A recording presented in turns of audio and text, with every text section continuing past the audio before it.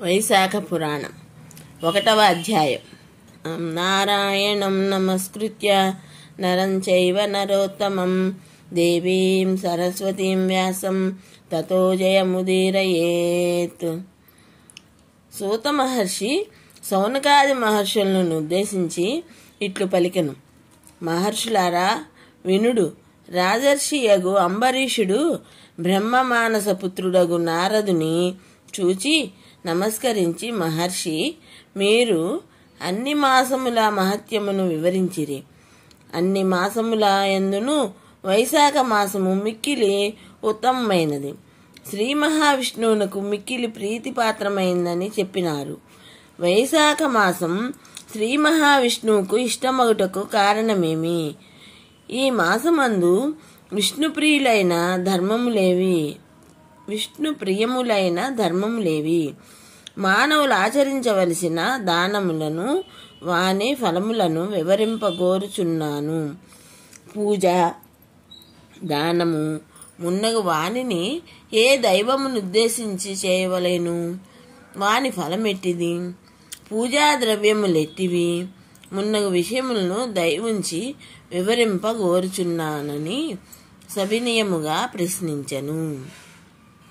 నారదుడను రాజర్షి అంబరీష వినుమని ఇట్లు పలికెను. పూర్వం ఒకప్పుడు నేను బ్రహ్మను మాసముల మహిమను, మాస ధర్మములను వివరింపగోరితిని. బ్రహ్మయు, నారద, శ్రీ మహావిష్ణువు లక్ష్మీదేవికి మాస ధర్మములను చెప్పుచుండగా వింటిని. నీకిప్పుడు శ్రీ మహావిష్ణువు లక్ష్మీదేవికి చెప్పిన విషయమునే చెప్పుదును. మాసములన్నిట్లోనూ కార్తీకము, మాఘము, వైశాఖము ఉత్తమములు. ఈ 3 మాసముల్లో వైశాఖ మాసము మిక్కిలి ఉత్తమము. వైశాఖ ప్రాణులకు తల్లివలే సదా సర్వాభీష్టములను కలిగించును. ఈ మాసమందు ఆచరించిన స్నానము, పూజ, దానము మున్నగునవి పాపములన్నింటినీ నశింపజేయును. ఈ మాసమున చేసిన స్నాన, పూజ, జప, దానాదులను దేవతలు సైతము తలవంచి గౌరవింతురు. విద్యల్లో వేద విద్య వలె, మంత్రములలో ఓంకారము వలె, వృక్షములలో దివ్య వృక్షమైన కల్పవృక్షము వలె, ధేనువులలో కామధేనువు వలె, సర్పములలో శేషుని వలె, పక్షులలో గరుత్మంతుని వలె, దేవతల్లో శ్రీ మహావిష్ణువు వలె, చతుర్వర్ణముల్లో బ్రాహ్మణుని వలె, ఇష్టమైన వానిలో ప్రాణము వలె, సౌహార్దములు కలవారిలో భార్య వలె, నదులలో గంగానది వలె, కాంతి కలవారిలో సూర్యుని వలె, ఆయుధములలో చక్రము వలె, ధాతువులలో సువర్ణము వలె, విష్ణు భక్తుల్లో రుద్రుని వలె, రత్నముల్లో కౌస్తుభము వలె, ధర్మహేతువులగు మాసముల్లో వైశాఖ మాసము ఉత్తమమైనది. విష్ణుప్రియమగుట చేతనే వైశాఖ మాసమును మాధవ మాసమని అందురు.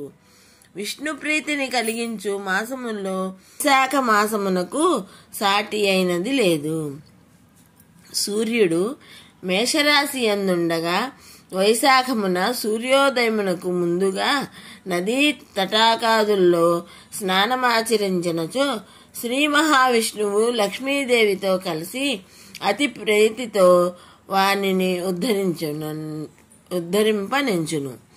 ప్రాణులు అన్నమును తిని సంతోషము నందినట్లు శ్రీ మహావిష్ణు వైశాఖ స్నానమాచరించిన వారి విషయమున సంప్రీతుడగును. అట్లు వైశాఖ స్నానమాచరించిన వారికి అన్ని వరములనీయ సిద్ధమై ఉన్నాడు. వైశాఖ మాసమున ఒకసారి మాత్రమే స్నానమును, పూజను చేసెను పాప విముక్తుడై విష్ణులోకమును చేర్చున్నాడు. వైశాఖమున వారము నాళ్లు స్నానాధికమును చేసెను ఈ మాత్రమునకే శ్రీహరి అనుగ్రహ బలమున కొన్ని వేల అశ్వమేధ యాగములను చేసినచో వచ్చినంతటి పుణ్యమునందును. స్నానము చేయు శక్తి లేక స్నాన సంకల్పము దృఢముగా నున్నచు అతడు 100 అశ్వమేధ యాగములు చేసినంత పుణ్యము నందును.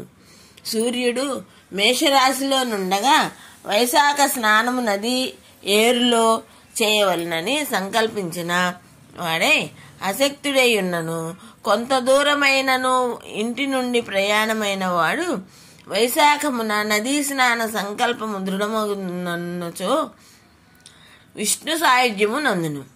అంబరీష మహారాజా, సర్వలోకముల యందున్న తీర్థదేవతలు బాహ్య ప్రదేశమునన్న జలము నదియేన్ను తటాకమైన్ను సెలయేరైన్ను అందు చేరియుండును. జీవి చేసిన సర్వ పాపములను జీవి అట్టి జలమున పవిత్ర స్నానమాచరించు వరకును యముని ఆజ్ఞాననుసరించి జీవి సూక్ష్మ శరీరమును అనుసరించి వృధ చేయుచుండును. జీవి వైశాఖమున అట్టి బాహ్య ప్రదేశమునన్న జలమున స్నానమాచరింపగానే ఆ జలమున అధిష్ఠించి ఉన్న సర్వతీర్థ దేవతల శక్తి వలన ఆ జీవి చేసిన సర్వ పాపములు హరించును. వైశాఖ పురాణం 1వ అధ్యాయం సంపూర్ణం.